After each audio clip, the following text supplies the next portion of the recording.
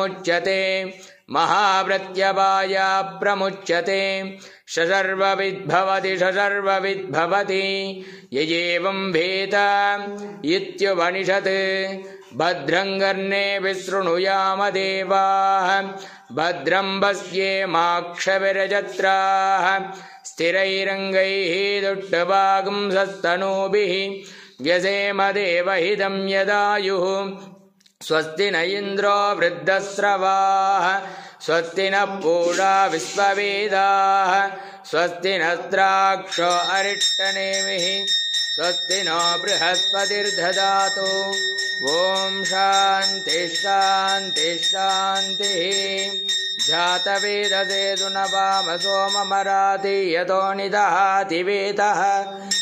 स नः पर्षदति दुर्गाणि विश्वानावेव सिन्धुं दुरितायं हुवेम परमात् तदस्तात्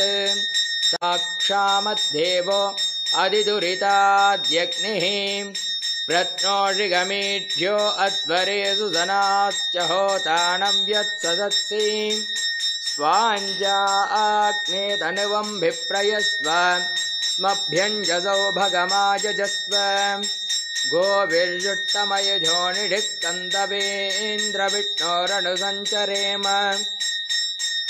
नाम जातवेदो मावह तां मावह जातवेदो लक्ष्यो मावह तां मावह जातवेदो लक्ष्मीमनपगामिनी यस्यां हिरण्यं विन्धेयङ्गामस्त्वं पुरुषाणहम् अश्वभूर्वां व्रतमध्यां हस्तिनाथप्रभूतिनीं श्रियन्देवीमुपह्वजे श्रीमाधे निढिक्कन्दवेन्द्रविष्णोरनुसञ्चरेम